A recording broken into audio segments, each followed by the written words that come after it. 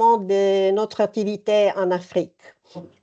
Et cette session s'adresse à notre communauté francophone et nous permet d'échanger sur les enjeux spécifiques à la région.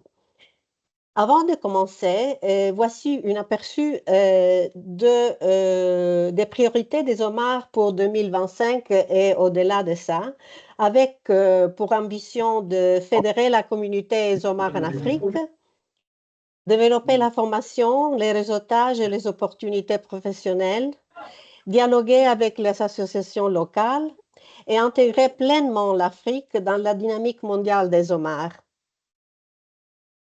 Notre plan pour l'Afrique a été élaboré avec la collaboration et l'expertise d'un comité consultatif composé de collègues qui viennent des différentes régions du continent. Là, c'est ouvert. En 2025, plusieurs événements en présentiel sont prévus au Kenya, Nigeria, Égypte, Maroc, Afrique du Sud. Et nous poursuivons aussi nos cercles communautaires en ligne en anglais et en français, comme aujourd'hui. En 2025-26, on a projeté de continuer notre collaboration avec des community circles et aussi avec des événements locaux. Mais l'événement le plus important de 2026, si vous ne le savez pas encore, c'est une conférence panafricaine qui va se dérouler à Nairobi, au Kenya, en février. Le programme a été déjà mis en place et je pense que dans quelques semaines, vous pouvez le voir. Mais ce que c'est très important maintenant, c'est que vous regardez un peu les dates pour s'enregistrer parce que le 31 octobre, c'est le Early Bird. Alors, on espère que vous pouvez déjà commencer à penser d'y participer. Alors maintenant, je voudrais passer la parole à Aïssatou Mar, avec laquelle on a beaucoup travaillé sur cette session. Aïssatou est la directrice Kantar francophone et elle va modérer toute la session dès maintenant. Aïssatou, à toi. Oui, merci Anna et bonjour à tous, rebonjour. C'est un plaisir d'avoir eu l'opportunité de modérer ce panel et d'avoir cette discussion, cette conversation avec toutes les personnes qui ont bien voulu s'enregistrer et qui sont là avec nous.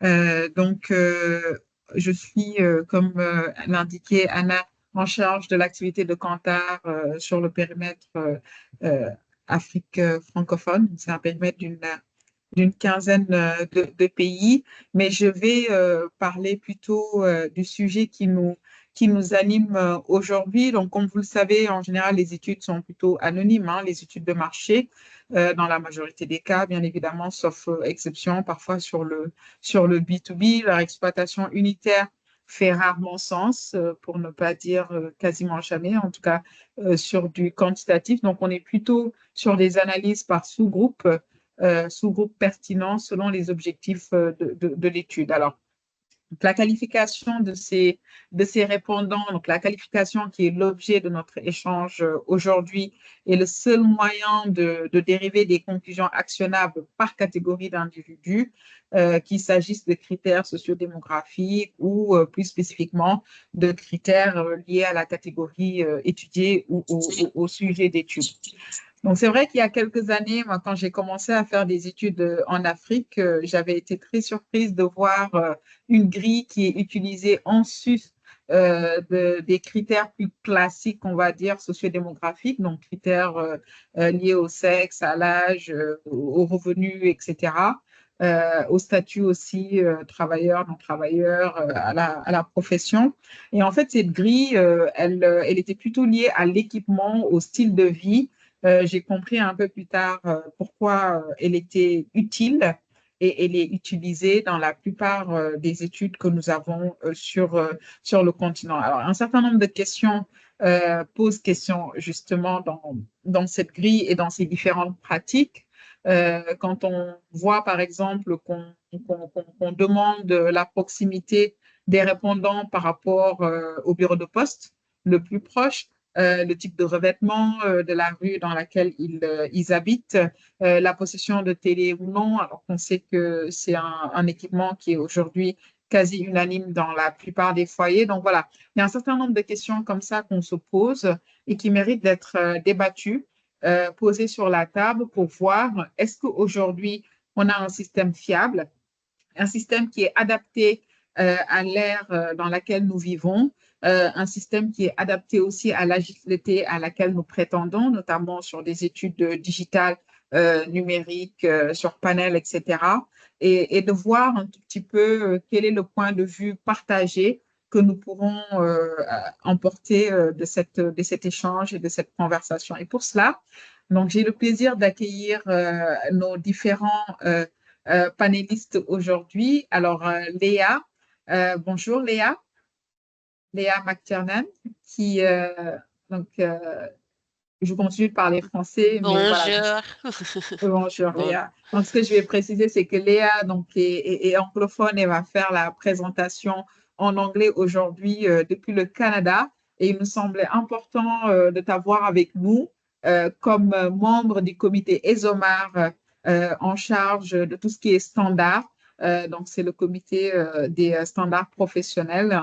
Et tu vas nous faire une petite présentation, une petite introduction pour camper le décor du sujet d'aujourd'hui. Donc, merci d'avoir accepté, Léa. Et je vais accueillir aussi Gabriel Bouilly, qui est avec nous aujourd'hui. Gabriel, bonjour. Bonjour Aïssatou, c'est un plaisir. Merci. Donc, Gabriel, qui a 18 ans d'expérience dans le domaine des études en Afrique centrale et australe.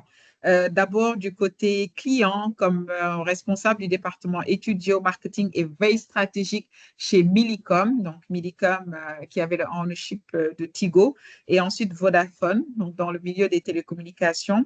Et aujourd'hui, tu es avec nous comme directeur général de Futuris pour la partie Afrique où tu supervises un certain nombre d'études qualitatives et quantitatives dans 16 marchés. Donc, merci d'avoir accepté d'être avec nous, Gabriel. Et je vais accueillir aussi Nathalie Job. Donc, Nathalie, si tu es avec nous. Bonjour Aïssatou. Bonjour à tout le monde. Merci d'être là, d'être présent aujourd'hui. Ça fait plaisir. Bonjour. Il y a du monde. Bonjour Nathalie. Donc Nathalie qui est connectée depuis l'île Maurice parce que tu es la directrice donc, de Analysis, la filiale de Kantar sur l'île Maurice et qui travaille sur tout l'océan Indien et une partie de l'Afrique. Donc, Nathalie qui amène avec elle aujourd'hui donc 25 ans d'expérience sur des études socio-économiques, mais aussi de stratégie de marque, d'innovation au service des entreprises et des institutions. Donc, merci d'avoir accepté d'être avec nous. Alors, je précise que tu es la fondatrice de l'Analysis Institute of Management, qui, en partenariat avec l'Université Paris-Dauphine et l'IAE de Paris forment donc des futurs cadres et dirigeants dans la région. Donc, merci Nathalie. Paulin Kenfak qui est avec nous aujourd'hui. Paulin, est-ce que tu es connecté? Bonjour Aïssatou, bonjour à tous. Je suis bel et bien connecté à Aïssatou. Merci Paulin d'être avec nous. Très bien. Donc, Paulin, qui a plus de 10 années d'expérience dans le domaine des études et de la recherche, aussi bien chez TNS, Ipsos que MKZ Technologies.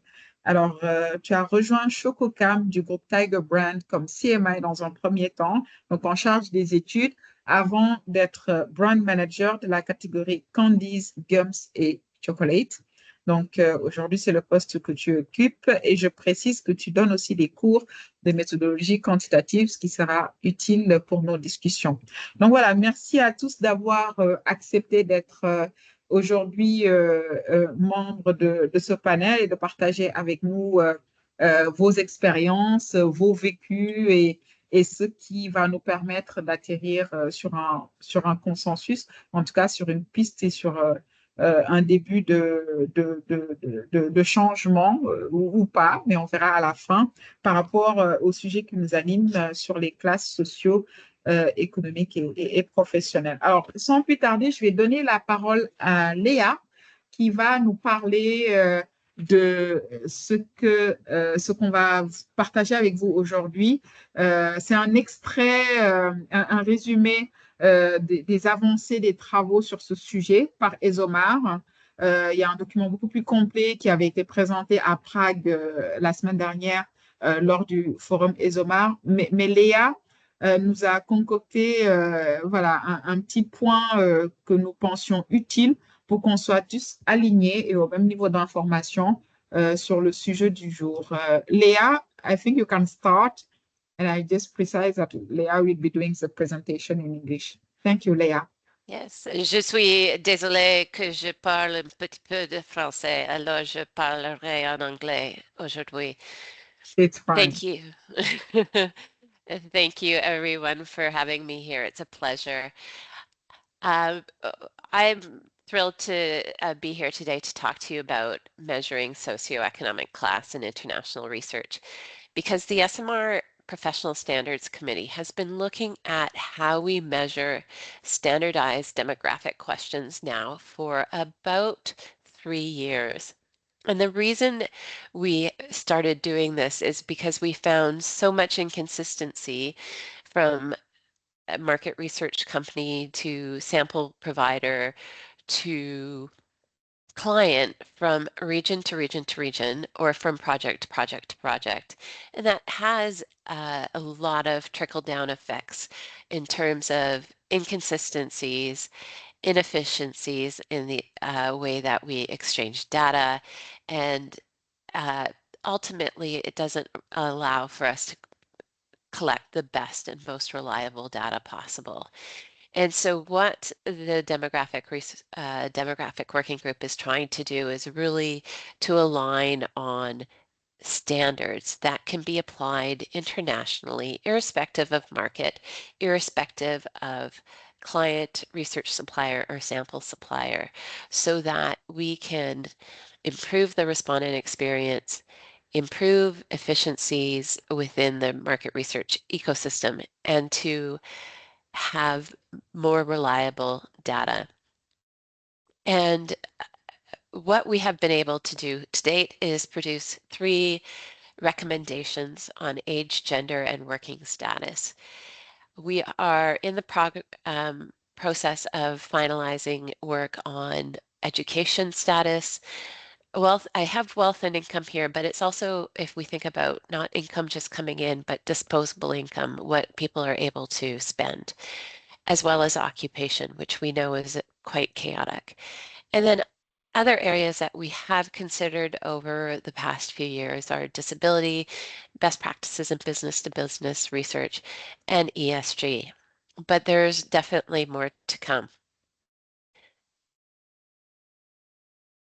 But beyond the mandate that I just shared, there is a realization that many of the standard questions, be them inconsistent, but many of the standard demographic questions that we ask as an industry are very outdated.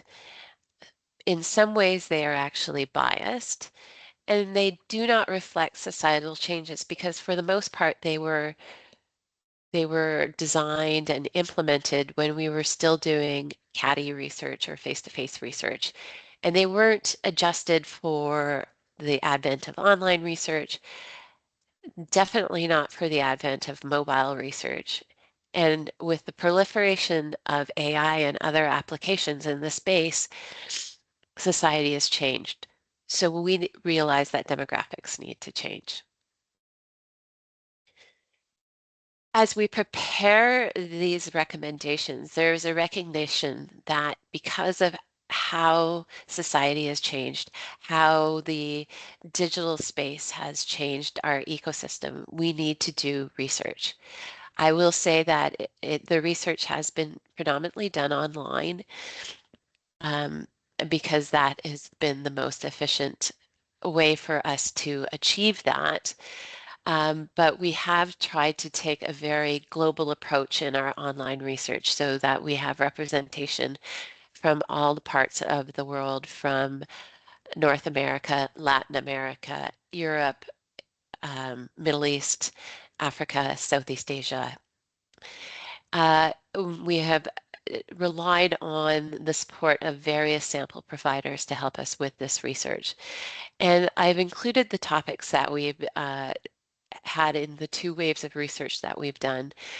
Education, wealth and income, and occupation and household composition and size have been pieces that have and threads throughout both waves of research.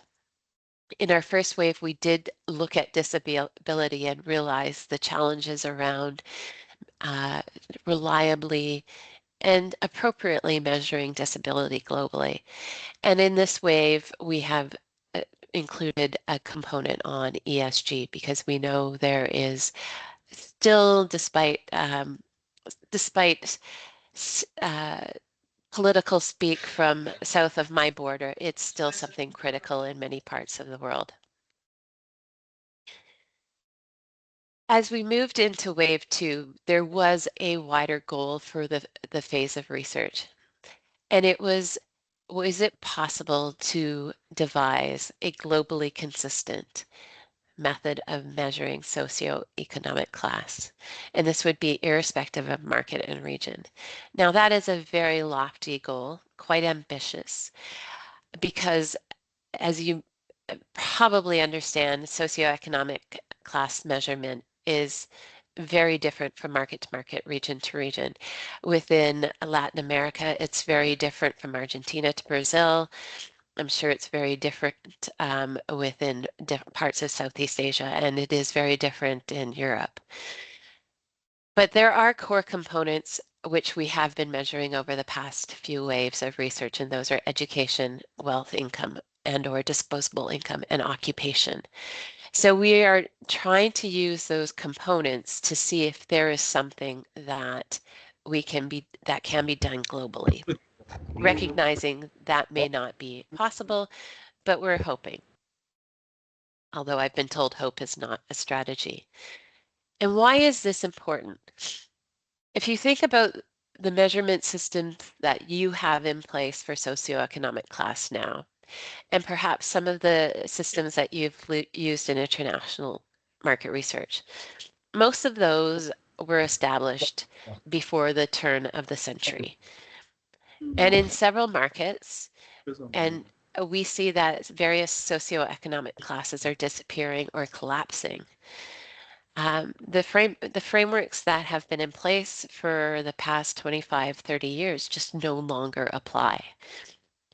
Now, I have a very English demonstration here, but this was presented in the ESMAR Congress in Prague last month. In the UK, apologies, in certain, in the UK where their shortcut method to measuring socioeconomic class is occupation, we see that various classes, C, 2, D, and E, are essentially collapsing. And that's because the occupational space has changed. The fact that 30% of UK citizens cannot find their job when they are completing an occupation list that includes over 1,000 occupation means that something needs to shift. And I think the realization is it needs to shift in a variety of different markets. One of the reasons we're here today. There are other challenges that we see with measuring socioeconomic class, again, irrespective of market.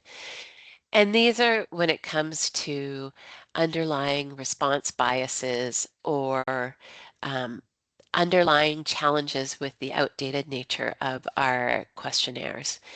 So we know that in many markets, people overclaim their education status or their occupation status if they are offered up a single choice list of qualifications and or occupations. They are more predisposed to choose something that is greater than what they have actually achieved. We also know that there is a lack of appropriate occupations across regions, and now with the advent of the gig economy, there are new occupations that aren't on traditional lists. And of course, there are significant challenges and difficulties in how best to determine wealth, income, or disposable income across the various parts of the world. So what are we doing within the demographics working group to try and address these challenges? If we think about that overclaim nature with education and occupation, one of the things we did in working status was remove the single select programming and made it multiple select and included a broader range of occupations. And so we've found that that has worked. So we've taken that learning and applied it to education and occupation. But what we've done is, for both of education and occupation, is added a basket of questions. So instead of a very in-depth single select question, we now have a few very short questions, and I'll show you the flow for education shortly. And we've also moved away from focusing specifically on the qualifications in education to look at years of education. So when did you leave full-time learning? And again, we have found that that is more aligned to OECD measures of educational status. It also is more predictive of wealth than actual qualifications. For occupation, we know we need to do some work on this, but we've added some pre-filtering questions so that the list of occupations available to people is much more truncated and much more aligned to what they are actually doing on a day-to-day basis. When we think about the lack of occupations or the inclusion of different types of occupations, one of the things we've been doing over several rounds of research, both within the working groups, but also with specific members doing it on their own, is ask people open-endedly what is their occupation. We did the same with education to expand our qualification list. And by pulling in the open-ended responses, combining this with input from some of the leading generative AI models, we are able to create a more holistic and more a coherent job list. And we have found that the ability to find one's job is greater than some of the more traditional methods. And again, the likelihood of people over claiming their education status has also changed when they see that their qualifications, which may or may not be traditional, are included. And if we think about wealth, income, and disposable income, we know that to do something that's reliable and valid, we need to think about multiple dimensions, not just claimed income, but we also have to think about income variability. We also have to think about their ability to spend on a monthly basis on day-to-day requirements, but also on potentially some nice to have goods.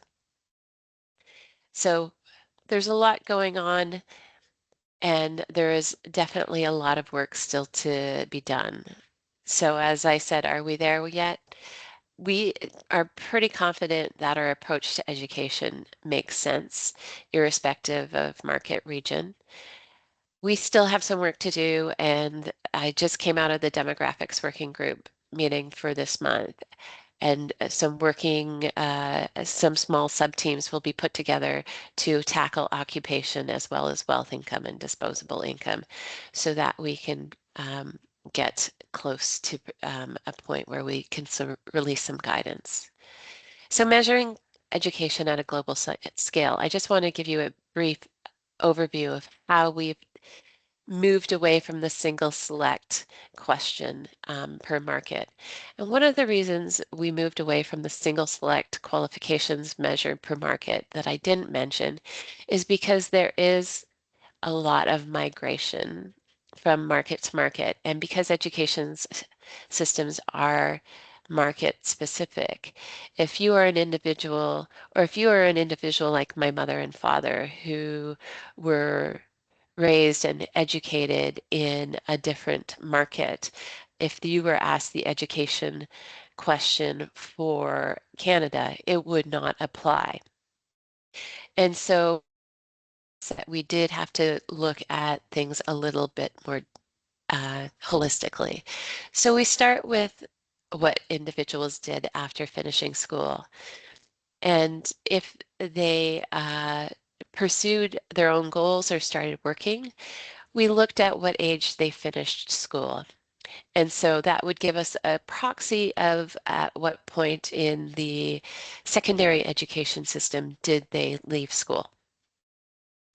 If they did continue on to further education, we did ask at what age did they finish their further education, again, as a proxy to understand what post-secondary qualifications they may have actually achieved. Now, individuals that pursued their own goals or worked may have actually gone on to do further education. So if they did, we would bring them in and ask them the types of further education they did, at what age they finished that further education. And then everyone who did further education would ask the qualifications. That's a very good question. By school, we do mean high school, yes. And that is a point of feedback that we've received, so we will address it in the guidance as we move further. But we're seeing with the age, the years of education proxy is working quite well. It's mapping very well to our OECD benchmarks, and the qualifications gained, because it is an multi-select, is also more reliable and consistent. So our next steps for occupation are to refine and simplify our pre and post screening questions, and to make sure that our occupation list is correct. And then for wealth and income, there's definitely a lot of meta-analysis that is required to support any guidance on that. So overall, our timelines are to aim to publish the education recommendation by end of year, and our occupation, wealth, income, and disposable income in 2026. The aspiration is for early 2026. I do believe it will be closer to H2 2026. Socioeconomic class, that is a big challenge. So it will be worked on throughout next year. And our goal is to have an initial framework in place by the end of 2026 with formal recommendations to follow. But we know that consultation with all regions will be required. And we do, coming out of a meeting I had last week, we know that we will be inviting an Africa representative to join the demographics working group to support us in this journey, because we realize the nuances and the cultural differences across Africa are, and make this a necessity. Alors, je vais essayer de fermer le micro de la personne qui nous a rejoint et qui a un micro ouvert. Et je suis finie. Merci, Léa. Thank you very much. It was really informative. I see that we have started to have some question in the chat, and we'll be happy to take those questions. So if you allow me, Léa, I'm just taking like a key points from your presentation. I will do it in French, and then we'll take some questions from the audience. Donc, en fait, donc voilà, je pense qu'on a compris que tu as beaucoup parlé de la nécessité de mettre en place ce process par rapport à l'inconsistance d'un certain nombre d'informations qu'on a aujourd'hui, le manque de fiabilité aussi dans les réponses, le manque d'efficacité, parce que souvent, ça peut être relativement long. J'aurais une question par rapport à ça, notamment sur la solution à tiroir, enfin, de manière échelonnée qu'on a pour l'éducation. Mais on a parfois du overclaim, on a des difficultés à avoir les revenus et on a des listes sur les professions qui ne sont pas toujours accurate. Donc, par rapport à cela, il y a des solutions qui sont proposées Donc, un batch de questions pour toute la partie éducation. Donc, c'est le fil que tu proposes. Tout ce qui est statut et profession, donc d'être sur du pré-filtering avec un séquençage des questions là aussi et d'avoir plusieurs dimensions pour le revenu, notamment d'être aussi bien sur ce qu'on gagne que ce qu'on dépense. Et par rapport à la dépense, on essaie d'avoir plusieurs questions, notamment la propension à vouloir dépenser, la dépense effective, la variabilité des dépenses, parce qu'on sait que la question du revenu, elle est critique et c'est une question qui est très difficile à cerner. Mais en somme, donc là, on n'a pas encore entamé vraiment les conclusions sur les classes socio-économiques qui sont promises pour 2026. Et par rapport à la question, est-ce que nous y sommes? La réponse était oui sur l'éducation et presque pour le reste. Donc, je vais prendre les questions. Siam, tu avais un point de vue à partager, une question. Je ne sais pas si tu souhaites la partager avec tout le monde. Siam Malek, depuis le Maroc. Bonjour, bonjour Essatou, bonjour Léa. Merci pour cette belle présentation. Thank you Léa for this beautiful presentation and thank you for sharing all the knowledge with us. Ma question était par rapport, c'était plus un constat sur la partie éducation. Vous aviez parlé on leur pose la question de ce qu'ils ont fait après avoir fini la high school, donc le lycée. Dans des pays d'où on vient, nous en Afrique, il y a beaucoup de monde qui n'ont pas fait le high school. Donc, comment on peut envisager on va dire, ce challenge qu'on a? How can we treat this challenge knowing that many people in Africa didn't finish high school, actually? And sometimes even not start.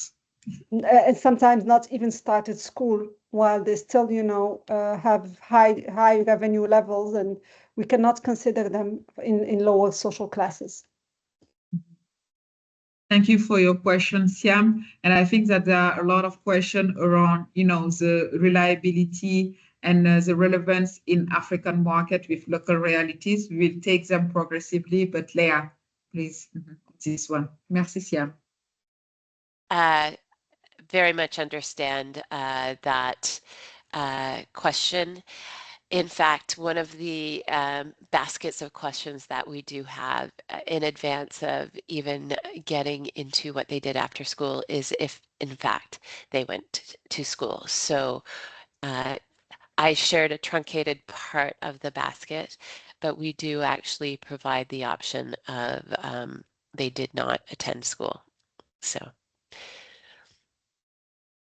Thank you, Leah. It's very clear.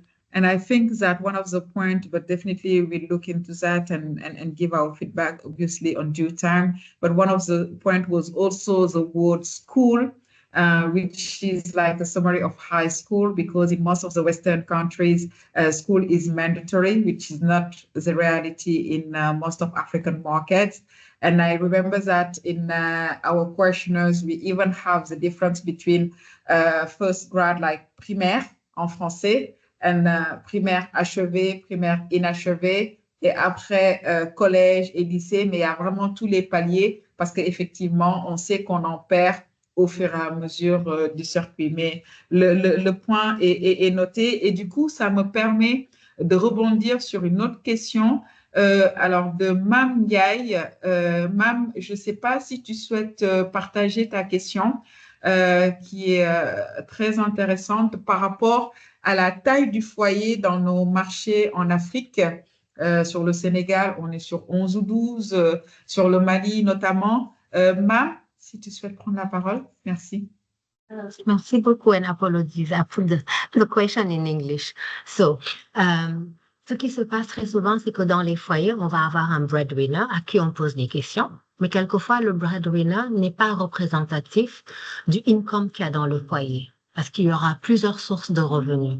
Donc, comment on adresse ça? Parce que très souvent, on va parler du revenu du household ou du revenu des individuels. Donc, ça, c'est un point important. J'aimerais bien savoir what's your POV about that and how we will tackle it. I'll come back with another question. Yeah, thank you, ma'am. Very interesting. And given the size of the household in Africa, how are we tackling this question about the key bread earner? Leah. Yes. So in terms of our household size, we are allowing for a multi-generational household in our questioning. When we are looking at who is contributing to income, we are asking about not only the traditional parents, but also children / grandparents. Primary household earner. That is something that we do need to continue to analyze and address, because I realize it's been a very standard approach to looking at socioeconomic class in a variety of different regions, not just in Africa. But I think there's also a belief that we potentially need to move away from a primary household earner, as that may be a bit more archaic in approach. So those are the conversations that we need to have, and that's where we need to bring in a broader group of representatives into the demographic working group from different parts of the world, so that we can tackle that appropriately. Yeah, thank you, Leah. I think it's not an easy question, but it just allowed me to jump into, let's say, the relevance of all your model and where we are today in Africa. I think there is a question from Jamal Derazi about the countries and the representativity of Africa. I think that there were two markets, Nigeria and South Africa. Jamal, if you want to share your question and see how we can progress on that aspect of the debate. Jamal, en français ou en anglais? Thank you for your presentation and for the panel. Je voulais juste effectivement préciser que une bonne partie de nos populations africaines, je parle aussi du cas du Maroc, là où on travaille, une partie de la population n'est pas incluse dans tout ce qui relève des sources en ligne. C'est-à-dire, il y a une bonne partie de la population illettrée, il y a une bonne partie de la population qui échappe à la sphère en ligne, entre deux guillemets. Je ne sais pas, je me pose des questions sur le modèle qui est en cours de finition, j'imagine, et de fignolage. Comment il va inclure ces segments, et est-ce qu'une personne illettrée, même s'il est entrepreneur, même il a réussi sa vie, même s'il est, je dirais, il gère plusieurs business, ne peut pas être classé parce qu'il n'a pas répondu à une question sur un niveau d'instruction ou sur une classe qui a été complétée ou pas. Voilà, merci. Merci Jamal de partager la question, et je pense que Léa est préparée parce qu'effectivement, on avait tous les mêmes concerns quand on a échangé sur vraiment la place du modèle en Afrique. Et je pense qu'il y a plusieurs points. Il y a la représentativité en termes de pays, so the number of markets where we have done it. And this question, which is our day-to-day reality, there is no real correlation between the level of income and I have been to school or not. So being educated does not mean I'm wealthy or not. You can be, have some level of income without going to school. And the reverse is also very true. En Afrique, on parle beaucoup des thésards qui n'ont pas forcément d'emploi, etc. So, yeah, I think the relevance of the model in Africa is a question we are putting on the table today for Ezoma. Well, I did share the final presentation from SMR Congress with the panel earlier this week, but when we were looking at overall income, education is not one of the key drivers of overall income globally. So that is something that we do see consistently, irrespective of region, I recognize that Nigeria and South Africa are far from a representative of the African mosaic, which is very, very different from market to market. But again, that is why we need local market and regional representation as we continue to move forward with these analyses. Mhm. Yeah, thank you, Leah. And I think that we are in the journey, right? But Exactly. maybe, yeah, what we're trying to say is that to what extent are we taking into consideration a bit more into the details, the realities in Africa and the specificities of Africa in the model that is to be published. Siam, tu as un point. Oui, un tu as petit la point par parole. rapport à ce slide que je suis en train de voir, c'est j'ai bien compris qu'on demande un Africa Representative pour consultation. Pour moi, il va falloir avoir minimum 5 Africa Representatives, chacun d'une région plus ou moins africaine, parce que l'Afrique, c'est beaucoup, c'est très diversifié. Je ne pense pas qu'il y a une seule personne qui pourrait représenter toute l'Afrique et qui pourrait vraiment partager avec Esomar les on va dire, les différentes spécificités de l'Afrique. À mon avis, pour l'Afrique, il va falloir avoir minimum 5 personnes, nord, est, ouest, central, sud, au moins ça, pour ne pas dire de chaque pays, ça va faire beaucoup, mais au moins ça pour pouvoir avoir vraiment les spécificités de chaque région. Je comprends. That's been clear, I think. Yeah, thank you, Siam. I think it's a very valid point. So thank you, everyone, so your presentation was really raising a lot of questions. And I think we're all very excited to see where we land at the end of the year and how it will translate into our business. And for next year also, what it means for social economical classes. So I'm now inviting our panelists. Donc, Gabriel, rebonjour. Merci d'avoir joint ce panel. Donc, évidemment, on a un certain nombre de questions.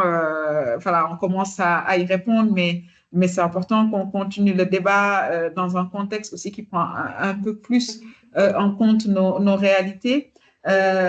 Comme tu le sais, de par tes presque 20 ans d'expérience, il y a plusieurs modes de qualification selon les instituts, selon les annonceurs, avec des préférences plus ou moins de détails sociodémographiques, LSM, style de vie, équipement. Est-ce que tu peux nous brosser un tout petit peu ce qui existe aujourd'hui comme système, parce qu'on vient de voir beaucoup avec Léa notamment.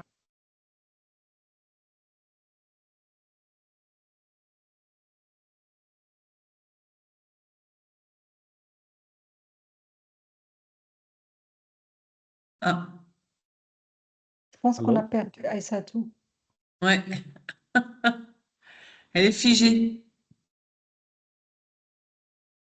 Aïssatou, tu es là? Ouais. Peut-être que Gabriel peut commencer à répondre en attendant que Aïssatou revienne. Rejoigne. En fait, si j'ai bien compris sa question, elle me demandait de brosser un peu nos pratiques lorsqu'il faut approcher les différentes classes sociales en Afrique. Ce que j'ai vu la plupart des agences pratiquer, c'est d'utiliser un modèle un peu plus complexe, mais qui a ses propres réalités en termes de challenge. C'est le LSM. Le LSM, en réalité, c'est qu'il y a une liste de 29 variables pour lesquelles les instituts posent aux répondants pour qui on veut mesurer sa classe sociale de nous déclarer les différents biens qu'il possède chez lui. Ça part un peu du fait que est-ce que vous avez une voiture, est-ce que vous avez une télévision, est-ce que vous avez un ordinateur, et à partir d'une analyse en composantes principales, on sait associer la classe sociale de la personne.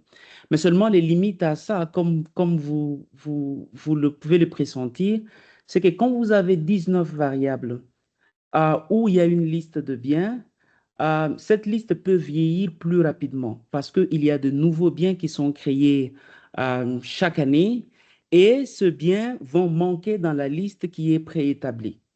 La deuxième limite qu'on a vue à cela en Afrique, c'est le fait que quand vous devez demander à quelqu'un beaucoup de détails sur ce bien matériel, c'est un peu une très forte intrusion dans sa vie privée. De telle sorte qu'il y a un taux d'abandon très élevé au milieu des entretiens, entre 15 à 25% de gens qui ne veulent pas répondre jusqu'à la fin. C'est un peu ça la limite qu'on a vue sur le modèle LSM, qu'on a beaucoup utilisé en Afrique les années 1990, 2000 et jusqu'à 2016.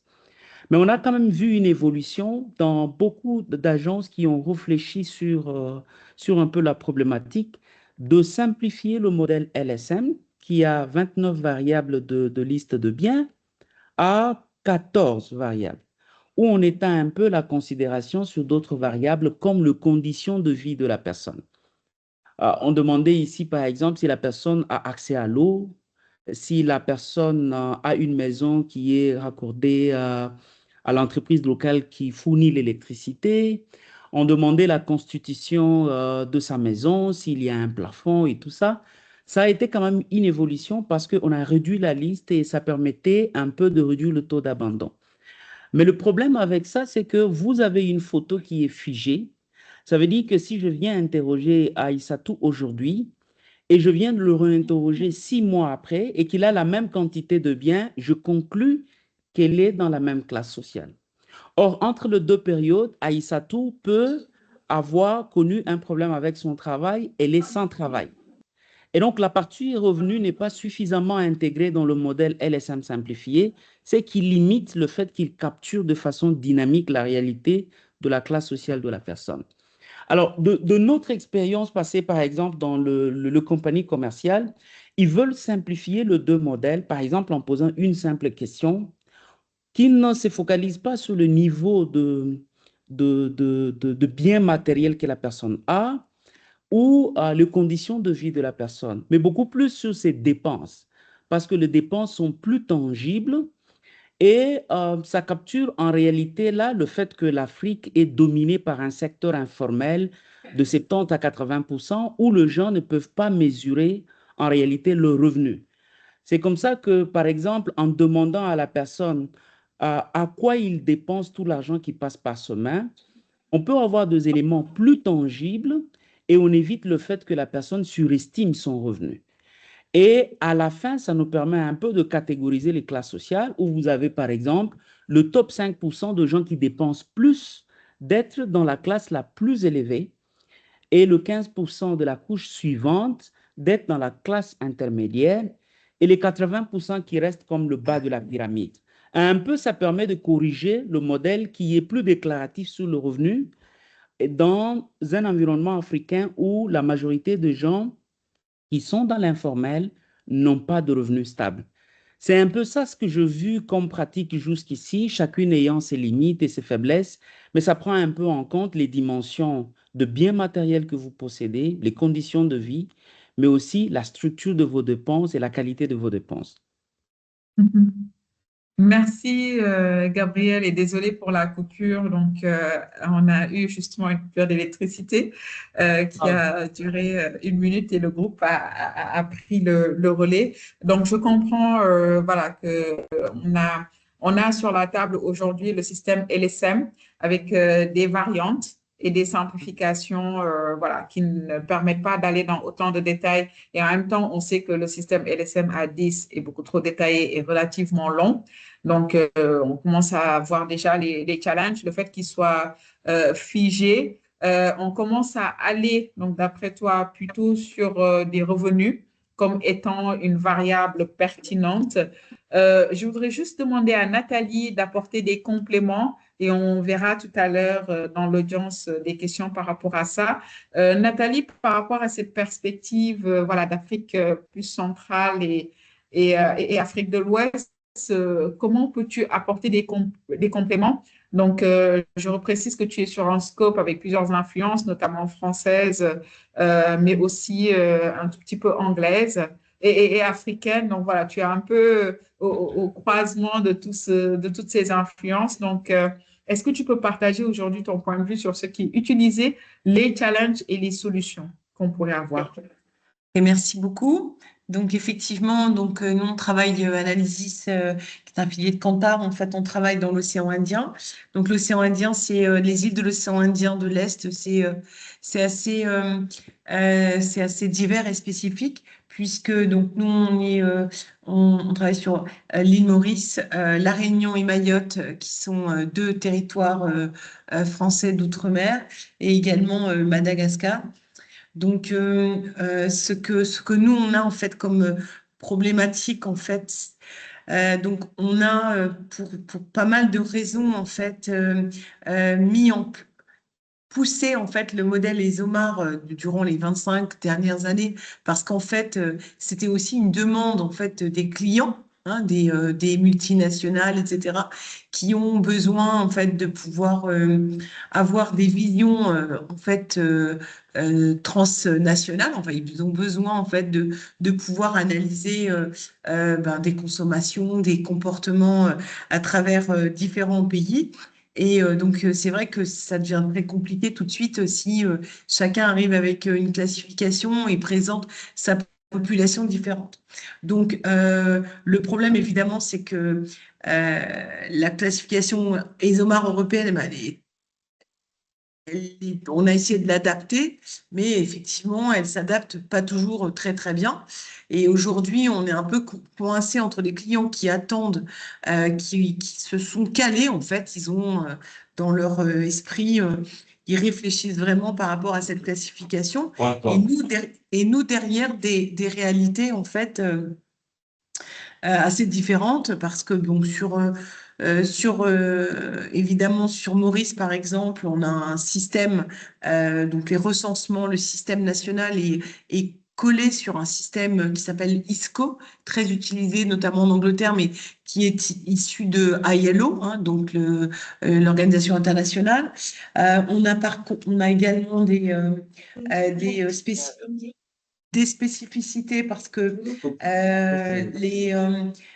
on a évidemment peut-être pas autant que dans d'autres pays du continent, mais beaucoup de personnes qui ne sont pas salariées. Donc, on a à peu près 20% de gens qui sont self-employed. C'est bien moins que sur le continent, mais c'est quand même important, bien plus important qu'en Europe. Donc, du coup, ces personnes sont toujours très difficilement casables dans leur job occupation, et le système ESOMAR anciennement prenait vraiment ce côté, cet élément de job, l'occupation, mon travail et mon niveau éducatif. Donc, on se retrouvait souvent avec 20 et parfois plus 30% de gens qu'on avait du mal à caser. On ajoute dessus une nouvelle couche, des emplois tout à fait nouveaux dans le business, le BPO, le outsourcing, le secteur financier, bref, les gens qui ne se retrouvent pas forcément. Donc, effectivement, on avait des soucis. Et puis, un point qui revient, je pense, systématiquement, mais peut-être que c'est moins à Maurice, par exemple, mais c'était la taille du ménage. Nous, on a une taille du ménage qui est assez petite, hein, moins de 3, une démographie qui dégringole, mais on a quand même toujours une partie de nos ménages qui restent des familles étendues, puisqu'on a 75% de notre 70% de la population est d'origine asiatique, et pas tous, mais on a gardé quand même une des habitudes de famille étendue qui avait tendance à diminuer. Mais aujourd'hui, on a des nouveaux phénomènes, par exemple les Gen Z, hein, qui quittent plus la maison et qui font pas d'enfants.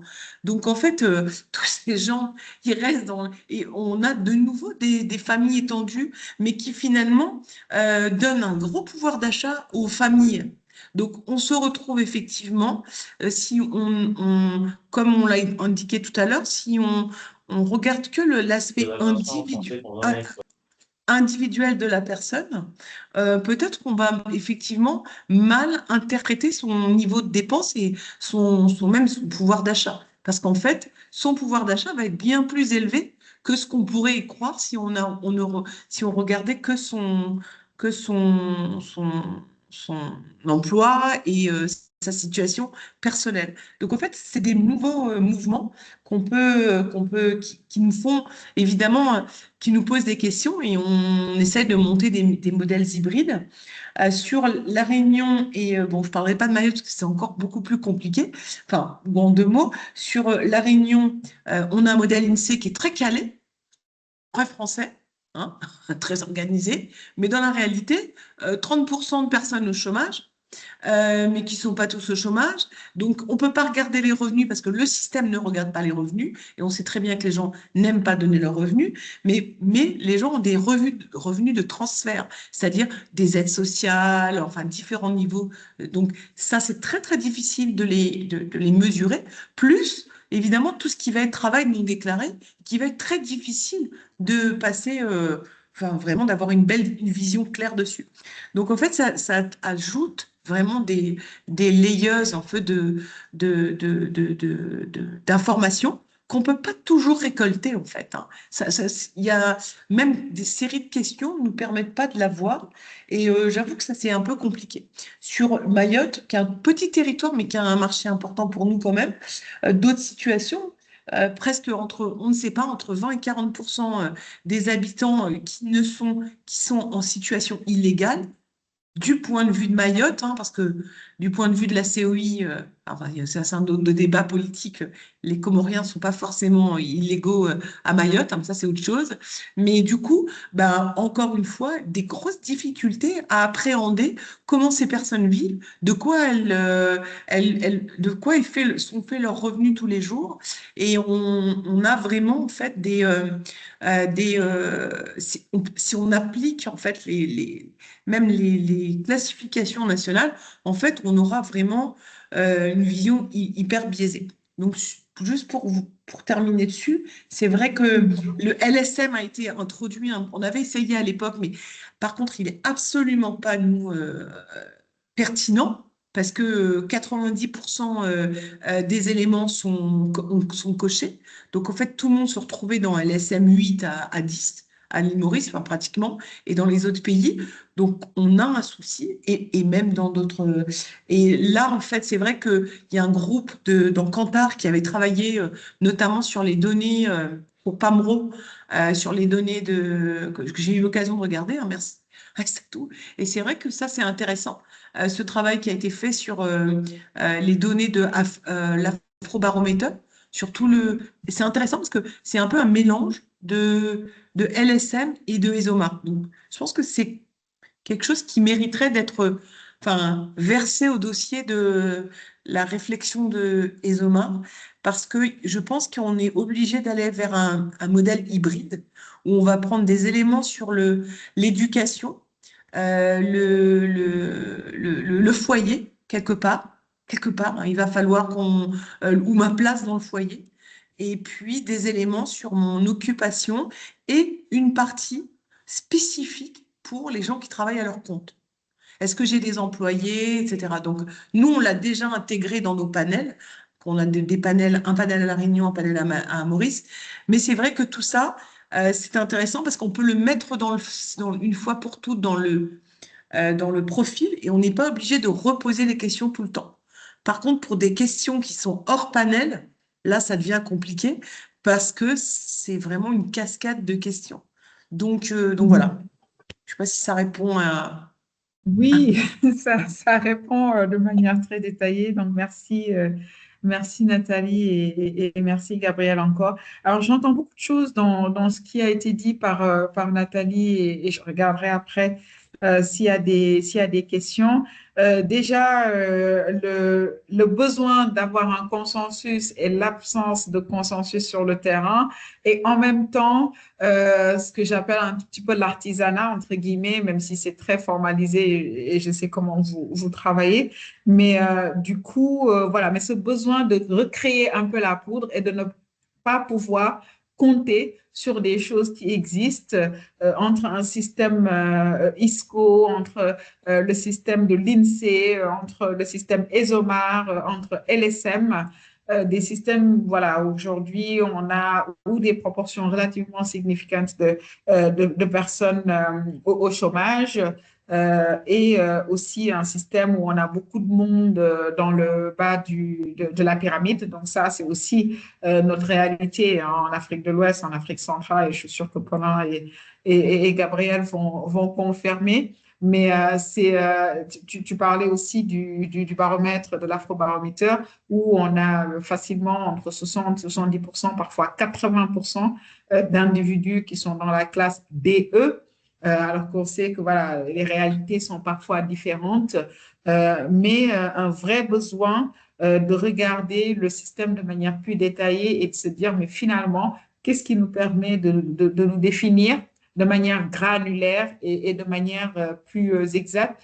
Je regarde juste rapidement s'il y a des questions ou des contributions avant de donner. Alors, Serge, merci de nous avoir rejoints, Serge, du comité ESOMAR francophone.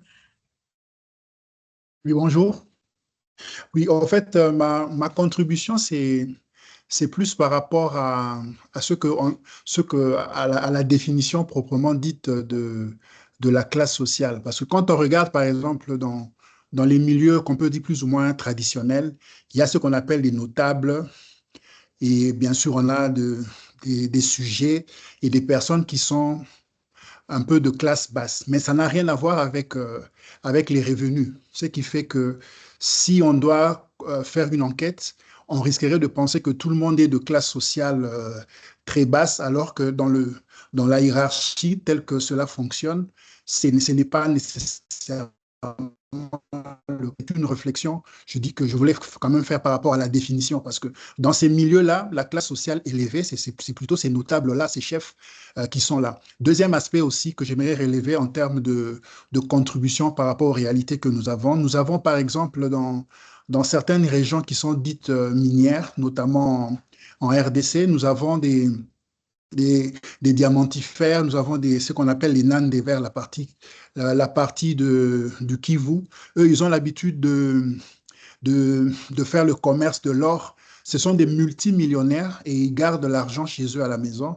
Mais c'est vraiment des personnes qui ont énormément qui brassent des millions et des millions de dollars. Mais là également, ces personnes-là, dans leur environnement, ils sont considérés comme très riches. Mais nous, lorsqu'on va les interroger en utilisant le système, ça pose problème. Donc, mon problème, c'est au-delà des critères, mais c'est aussi par rapport à la définition proprement dite, vu certaines réalités que l'on peut avoir dans certains coins de nos pays. C'était ça ma contribution. Merci Serge. Effectivement, et merci d'apporter vraiment ta pierre sur les différences de réalité en Afrique.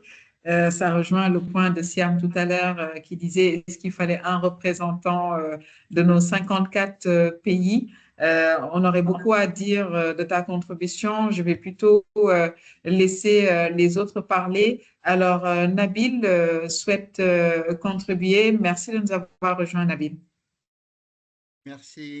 Merci à Tatou, merci à tous pour ces différentes contributions, tout aussi enrichissantes les unes que les autres. Moi, je rebondis effectivement sur un point qui a été soulevé, notamment par Gabriel, sur la pertinence de poser des questions sur la manière de dépenser le revenu plutôt que de la manière de le gagner, ou en tout cas le revenu, on va dire, perçu. Je pense que ça fait plus de sens de poser la question ou d'essayer de comprendre comment ce revenu est distribué ou en tout cas est dépensé, dans le sens où ce qui nous intéresse en tant que marketeur, c'est pas combien gagnent ces personnes-là, mais à quel point, en tout cas, qu'est-ce qu'ils sont capables d'en faire. C'est-à-dire qu'aujourd'hui, quelqu'un qui va gagner un certain revenu, disons, juste pour donner un exemple, allez, 3 000 $ par mois, pour un certain nombre de personnes dans le foyer. Bien sûr, là encore, la composante ou le nombre de personnes dans le foyer est un élément super important, mais revenons à la dépense. C'est important de savoir si cette dépense va uniquement on va dire, à des besoins basiques, tels que la nourriture, tels que le logement, le transport et des choses comme ça, ou plutôt ce revenu est dépensé d'une manière un peu plus, on va dire, où il y a un peu plus d'activité, autre que juste les dépenses normales, notamment en termes d'activité, en fait, un style de vie qui sont un peu plus avancer, un style de vie qui soit un peu orienté vers assister à des événements culturels, sportifs et des choses comme ça, aller au restaurant, aller au cinéma. Donc, en fait, si on a deux personnes qui ont exactement le même revenu, mais qui le dépensent différemment, on peut très facilement passer d'une classe sociale à une autre, juste parce que cette dépense est effectuée d'une manière un peu plus, on va dire, un peu plus diversifiée. Et je pense justement cette notion de dépense, pour moi, est clé, est essentielle. Elle est nettement plus importante que de savoir si la personne a fait a fait des études d'un certain niveau ou gagne un revenu d'un certain. Parce que on le voit très souvent, notamment en Afrique et sur les pays sur lesquels on opère. Beaucoup de fois, on a affaire à des personnes qui ont le même parcours, on va dire, académique, qui ont peut-être la même formation. Prenons l'exemple, par exemple, de deux médecins, un opérant dans le secteur privé et un autre qui est dans le secteur public. Ils ont le même diplôme, ils ont suivi la même formation. Mais le fait est que une personne qui travaille pour le secteur public va recevoir, en tout cas percevoir un revenu X, et que la même personne, en tout cas la personne qui a un même profil, mais qui, elle, opère dans le privé, elle peut percevoir un revenu qui est 3 fois, 4 fois, voire plus que ça, enfin, 5 à 6 fois plus important. Donc, ce revenu, en fait, si on définit la classe sociale uniquement sur une base de revenus ou d'un niveau de formation ou d'éducation, on va être loin de la réalité. Mais ce qui nous intéresse, c'est comment ce revenu est dépensé et de quelle manière. Est-ce qu'il y a une diversité dans la manière de le dépenser? Je pense que ça, c'est un élément qui est plus parlant et qui fait un peu plus de sens en termes d'interprétation, etc. Parce que je rappelle encore une fois, à the end of the day, ce qui nous intéresse, c'est la manière dont ça a été dépensé en tant que marketeur et non, le niveau de revenu auquel on se situe. Voilà, je voulais juste apporter cette petite contribution. Je pense que ça a été dit, c'est juste que c'est le point qui m'a interpellé le plus. Voilà. Merci. Oui, merci. Peut-être pour renforcer le point, Nabil, et tu as raison de le dire, nous avons eu plusieurs expériences dans plusieurs pays et nous avons compris que le niveau de dépenses et la structure de dépenses est un très bon prédicteur de la classe sociale que le revenu pour deux raisons principales. Par exemple, quand tu approches les gens qui sont salariés et qu'il te dit qu'il a $3,000 de salaire, si tu compares deux personnes qui ont la même valeur de rémunération de $3,000, tu risques par défaut de le mettre dans la même classe sociale.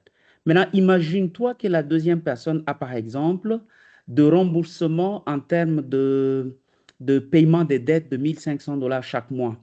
Tu vas voir qu'à la fin du mois, il est obligé de dépenser $1,500 alors qu'il a un revenu de 3,000 et que la deuxième personne qui gagne $3,000 dépense tout le 3,000. Donc, la puissance de la dépense n'est pas la même s'ils ont le même niveau de revenu. Ça, c'est pour cette catégorie de 20 à 30% de gens qui sont salariés en Afrique en moyenne. Mais quand tu prends le groupe le plus dominant, les gens qui sont dans l'informel, déjà, quand tu leur poses la question sur le revenu, c'est très difficile qu'ils te répondent avec un chiffre parce que dans la structure du revenu, il y a une partie transitoire qui est aléatoire, qui vient de transfert, qui vient de coopération, qui vient de phénomènes accidentels. Ce qui fait que ces gens-là, ils se rappellent plus de combien ils dépensent à la fin du mois. Parce que combien ils dépensent, c'est des choses qu'ils contrôlent. Ils savent combien ils payent de loyer. Ils savent combien ils payent comme frais scolaires pour leurs enfants. Ils savent combien ils payent pour le transport. À la fin, cette structure stable peut te permettre, en sommant combien ils dépensent pour ces variables qui sont permanentes, de savoir plus ou moins combien ils ont comme revenu. Parce que la somme des dépenses, généralement, pour cette catégorie, est égale au revenu. Ça nous permet d'avoir des indicateurs plus proches de la réalité que juste un revenu qui est déclaratif, qui pour la plupart des cas en Afrique, il est overclaimed, on exagère dans les déclarations. Donc, je pense que c'est pour ça qu'on a plus viré sur les dépenses que sur le revenu. C'est un très bon point. Merci, Gabriel. Effectivement, c'était le point que tu soutenais tout à l'heure, qui est de plus s'appesantir sur les dépenses par rapport aux revenus. Donc, ça rejoint le point de Nabil et en fait, on essaie de narrow down, comme on dit, et d'éliminer des choses peut-être qui polluent un tout petit peu. Je rappelle aussi que dans la dernière présentation des OMAR, il y a une corrélation très intéressante. Donc, Léa le rappelait entre 300 on va dire, piliers, dimensions et leur impact par rapport voilà, à la capacité à dépenser et à la qualification des individus. Et effectivement, les attitudes et les comportements sont beaucoup plus corrélés que, je sais pas, le sexe ou l'âge, par exemple, et aussi le niveau de revenus, mais en tout cas déclaré par opposition à la dépense. Donc, c'est un point qui est hyper valide. Alors, j'ai eu une main levée tout à l'heure, mais peut-être qu'on aura la question. Je vais juste en profiter pour demander à Paulin de nous aider à s'approcher du consensus. Donc, Paulin, il y a eu beaucoup de choses, je pense que tu es avec nous toujours. Il y a beaucoup de choses qui ont été dites sur des différentes perspectives, ESOMAR, SIC, LSM, niveau de dépenses, niveau de revenus, niveau enfin, bien évidemment, ce qu'on utilise de manière plus classique, la taille du foyer, le statut marital, etc. Est-ce qu'aujourd'hui, on peut dire que les marchés africains sont devenus matures pour s'éloigner des systèmes plus classiques, lifestyle, equipment, et aller vers des questions voilà, qu'on dit peut-être un peu plus classiques ou occidentales, qu'il faudra définir? Ou est-ce qu'il faut revoir ce système lié au lifestyle? Est-ce qu'il faut mettre à plat la grille SIC et dire que, en fait, le bureau de poste n'a plus de sens? Est-ce qu'on demande aux gens est-ce qu'ils ont un ordinateur ou pas? Ou est-ce qu'il faut aller vers des questions différentes, des questions allégées? Mais voilà, comment on pourrait se situer aujourd'hui à la lecture des échanges qu'on vient d'avoir? Voilà. Merci à Aïssatou pour la question. Je pense que sur cet aspect-là, la réponse n'est pas tranchée, elle n'est pas du tout tranchée. Mais avant d'y revenir, je voudrais d'abord relever ce que nous appliquons au niveau de l'Afrique centrale, tout au moins de la sous-région CEMAC pour la plupart. C'est un modèle qui n'est pas très loin du LSM, avec les classes A, B, C1, C2, D, E. Voilà. Bon, ce modèle, il a des inconvénients qui ont été relevés par Gabriel et les autres, notamment en termes de différenciation. Il n'est pas toujours assez segmentant. Voilà. Et puis, je vais prendre un exemple des catégories sur lesquelles je suis actuellement. Catégorie des bonbons, chewing-gum et chocolat au niveau du Cameroun. La classe C2, à elle seule, représente 60% du marché. Les DE représentent 35%. Alors, ce qui me pose un problème, parce que 60% du marché, alors là, j'ai des problèmes je me dis, le segment est très gros, il n'est donc pas suffisamment homogène. Il n'est donc pas suffisamment homogène et du coup, nous pose donc des problèmes de ciblage. Alors, on a aussi relevé le problème de stabilité du modèle, puisque les biens d'équipement on représente une grande part dans ce modèle-là. Alors, le modèle a donc du mal à rapidement s'ajuster. Par contre, il a également de très bons points, puisqu'il prend en compte le lifestyle, il prend en compte l'occupation, le milieu de vie et autres éléments en marge des biens d'équipement. Ces éléments-là sont plutôt dynamiques et c'est là où, en termes d'actionable, c'est intéressant. Parce que souvent, on reproche aussi au LSM de ne pas toujours être très actionable. Ou alors, si on a un modèle qui est encore très réduit en termes de façon opérationnelle, comment est-ce que je touche mes différentes classes, comment est-ce que je touche mes différents segments, ça peut être compliqué. Alors, maintenant, revenant à la question, je disais, répondre de façon tranchée, c'est un peu difficile parce que je prendrais deux cas. Si je prends une cible adulte, si nous avons deux adultes qui vivent dans la même maison, ils peuvent avoir des comportements extrêmement différents. Peut-être une personne introvertie et une autre personne extravertie. Alors, si je reste sur le modèle ABC1C2, alors là, les deux personnes auront la même classe sociale. Par contre, si je suis sur un modèle qui a plus de variables individuelles, les deux personnes seront forcément sur deux classes sociales différentes. Par contre, si je reviens sur une autre cible, une cible enfant, il faut relever que ce n'est pas sur tous les produits qu'on a forcément des consommateurs. Il y a sur certaines catégories, on a des consommateurs, on a des acheteurs, on a des prescripteurs. Alors, si on prend une catégorie comme la catégorie des pâtes à tartiner, où on a une cible très intéressante, les enfants, qui sont le plus souvent les prescripteurs. Alors, si j'ai deux enfants qui ont peut-être le même âge, le même sexe, alors, même classe, c'est-à-dire même niveau d'éducation, et puis même si on va jusqu'au revenu, bon, étant enfant, argent de poche, ça peut pas être très différent d'un enfant à un autre. Vous voyez donc que ces deux enfants, si l'un vit dans un ménage pauvre et l'autre vit dans un ménage riche, ces deux enfants auront pratiquement la même classe sociale si on se fie aux variables individuelles. Alors, à ce niveau, donc, il est intéressant de prendre les variables du ménage, peut-être pour approcher plus ou moins soit le revenu du ménage ou les dépenses du ménage, comme on l'a vu tout à l'heure avec Gabriel. Sur ce plan, donc, l'ancien modèle qui prend en compte les biens d'équipement permet d'approcher d'une façon ou d'une autre le niveau de vie des deux enfants et permet donc de les différencier. Donc, sur ce deuxième exemple, le fait de ne rester que sur les variables individuelles permettrait pour certaines cibles, comme j'ai dit les enfants, de ne pas toujours avoir une segmentation assez claire parce qu'ils ont les mêmes données pratiquement.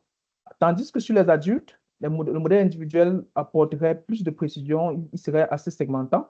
Mais sur les enfants, prendre en compte soit une variable qui adresserait le revenu, soit une variable globale, soit alors une variable composite qui pourrait être sur les biens d'équipement comme proxy pour approcher la variable globale sur le revenu ou sur les dépenses du ménage. Parce que dans le cas de ces enfants-là, l'enfant qui est issu du ménage riche et qui est prescripteur d'un produit, son papa ou sa maman ou ses parents sont à mesure d'acheter le produit parce qu'ils ont les moyens de le faire. Tandis que l'enfant qui est issu du ménage pauvre, pour une certaine catégorie de produits, ne pourra pas prescrire pour l'acheter. Donc, je voudrais donc, au niveau annonceur, côté marque, d'avoir une différenciation de ces deux enfants. Donc, pour me résumer, Aïssatou, on devrait, pour peut-être nos marchés africains, aller sur un modèle mixte, puisqu'on peut avoir un modèle à la fois un modèle pour adultes et un modèle pour enfants. Donc, je crois qu'on devrait aller sur un modèle mixte qui prend à la fois bien d'équipement, du moins qui prend certains éléments du modèle traditionnel que nous utilisons actuellement, ABC, OneCD ou sur le LSM, et qui est également assez évolutif, comme ceux que nous propose ESOMA.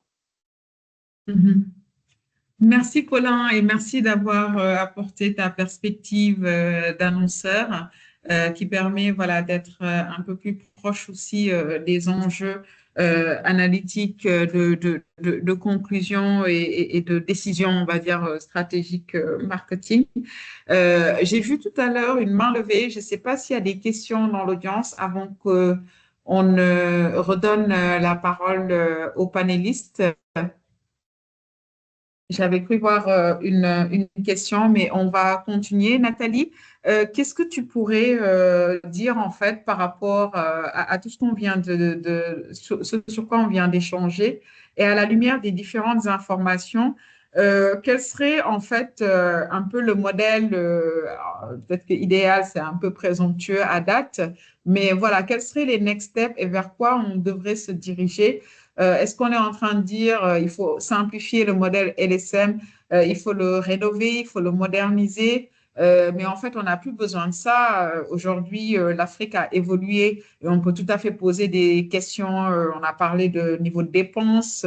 On peut regarder voilà, l'occupation, en fait, le statut, et se limiter à ça parce qu'on a quand même cet agenda d'agilité et de poser beaucoup moins de questions que ce qu'on avait avant. Mais comment on pourrait adresser un peu le sujet aujourd'hui sans rentrer encore dans des nuances très régionales? Ça, ce sera encore un autre débat. Mais vers quoi est-ce qu'on pourrait se diriger? Alors, juste déjà, c'est vrai que sur le modèle des équipements, moi, je rejoins ce qu'ont dit Paulin et Gabriel, c'est que effectivement, le fait de faire des listes qui sont pertinentes à un moment donné et puis qui évoluent, c'est-à-dire aujourd'hui, j'ai un smartphone, demain, ce sera, je sais pas, une machine à laver. En fait, ça peut être pertinent, mais en fait, ça va assez vite et finalement on se retrouve avec des critères en fait qui durent pas dans le temps. En plus, quand on ramène ça au fait qu'effectivement, pour les familles étendues, on a tendance à mieux équiper, mais on n'a pas forcément individuellement, par contre, plus de pouvoir d'achat. Donc en fait, sur ça. Enfin, moi, j'ai écouté avec attention. Je trouve que c'est vraiment intéressant. Là, on en avait déjà parlé quand on a fait nos réunions préliminaires sur l'approche par la dépense. Je pense que c'est intéressant. Donc, à Maurice, on a une étude qui est faite par le Statistical Office, qui est faite sur un gros échantillon. Je pense que c'est renouvelé tous les 4 ans, je crois, parce que c'est un gros travail, mais c'est intéressant, c'est le Household Budget Survey, et en fait, qui vraiment travaille sur le budget des ménages. Donc, en fait, on suit un ménage et ses individus. Donc, on approche évidemment les revenus, son profil, etc. Mais une grande partie, en fait, du questionnaire, c'est vraiment sur les dépenses courantes. Donc les dépenses courantes FMCG, mais des dépenses de loyer, comment on fait tourner la maison. Et il y a deux choses. Comment on fait tourner la maison, c'est-à-dire qui paye le loyer, l'électricité, l'eau, et puis ici on appelle ça rouler la cuisine. Comment on roule la cuisine et quelles sont les grandes dépenses. Et en fait, on ramène ça par rapport aux revenus pour voir en fait comment les différentes dépenses, elles évoluent, par exemple la communication, le soin. Donc on voit bien en fait, nous, sur une vingtaine d'années, comment les choses ont évolué. Et c'est vrai que nous, on utilise beaucoup ces éléments pour analyser ce qui se passe, mais comment faire une classification, c'est pas évident, hein. C'est-à-dire que là aussi, c'est tellement large que j'imagine il faudra un petit peu de créativité pour peut-être identifier à travers des analyses des ACP, des différentes types d'analyses statistiques, c'est de voir un peu peut-être les dépenses qui seraient pertinentes, c'est-à-dire la part par exemple, dans mon ménage, ou moi, individuellement, dans toutes mes dépenses, que représente la nourriture, que représente le transport ou l'essence. Donc, peut-être ce genre d'éléments, parce que finalement, ça nous donnerait une idée déjà du fonctionnement, du profil en fait de la personne. Est-ce que c'est quelqu'un qui va faire les courses alimentaires ou qui va être plutôt plus jeune et qui n'aura pas besoin, mais qui se dirigera vers des dépenses, on va dire, plus statutaires?